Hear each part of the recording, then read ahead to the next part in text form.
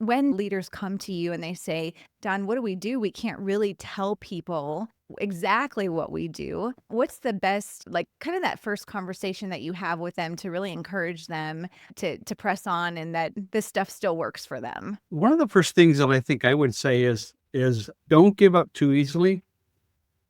The world is so different than it was even 5 years ago, 10 years ago. So what may not have been possible, 10 years ago might be possible today. There's just a lot happening. And so I would encourage all of our friends who live in secure, conscious nations to be very careful about closing the lid on opportunity. And so that's one thing I would say is let's look for a way. That's number one. Number two, I work with men and women in those areas, and they are finding a way. So that's the testimony that I have to bring is people are doing it. So it's possible.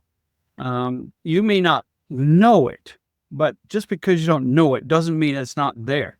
So that's the second thing that I would say. And then in terms of some specifics, I think the first thing is to be aware that at least our friend who we might be talking to, let's call him Jim and Jamie. Okay, Okay. let's say Jim and Jamie are fretting because they are either brand new on the field or are about to go on the field, and they're just scratching their head with worry and fear. And of course, you're great at telling people we can't operate out of fear. We have to operate out of faith. So the first thing I would tell them is think about the land that you're in. When you communicate with your friends back home, don't use the country, the city, don't use real names. That's probably my biggest suggestion is always use pen names for countries or people or cities, any location. You can be flexible in terms of the region. Like when I write to my partners, I talk about the people that I serve, but I usually say Middle East. I give a particular name for the city, particular name for the country, and then I say the region. So that's number one. Yeah. Is just think of pen names for even for the people you work with. None of us would want to be known as, I recognize Jamie because, Jim talks about her all the time. And that kind of puts her a target on her back, so you don't want to do that. So use pen names for individuals as well, even the people that you're working with. So that would be one huge suggestion that I have. Some of the workers that I work with also, when they talk about religious language, when they use religious words, they might, instead of spelling it out with the vowels, replacing vowels with like an asterisk or an exclamation point. So God might be G apostrophe D or G, asterisk D. And the same thing with all the other words that we might use.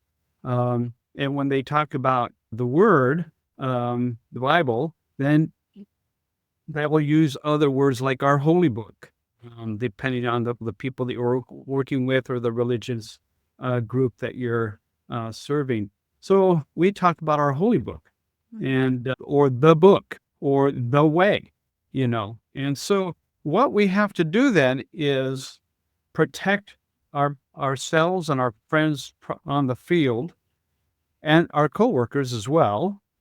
But then how do we help the people back home to understand what we're saying then when we're trying to say things? That's the other side of the coin. That's where you're coming. Yep. So on that side of the coin, I recommend things like do some onboarding with your people.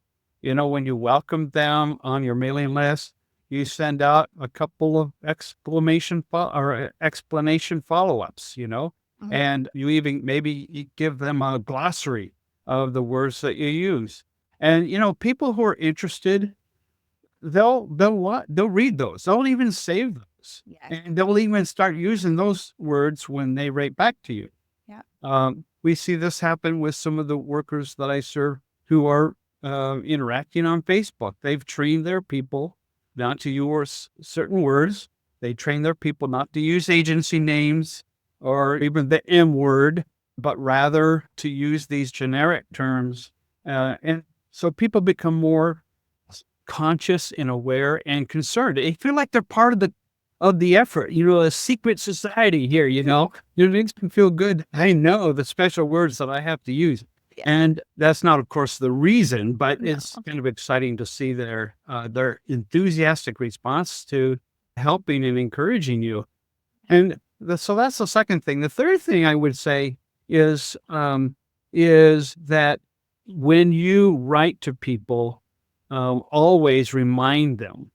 In fact, one of the newsletters that I get, even in using MailChimp, they'll have this blurb all across the top of the page. Please do not distribute, send, or copy this to anyone else with our express permission, that kind of a thing. Right. So you have that disclaimer. And you know what we found is that over the years, people have been very cooperative, very concerned. As long as you keep repeating it, from time to time, they become very sensitive about that Yeah. and willing to help.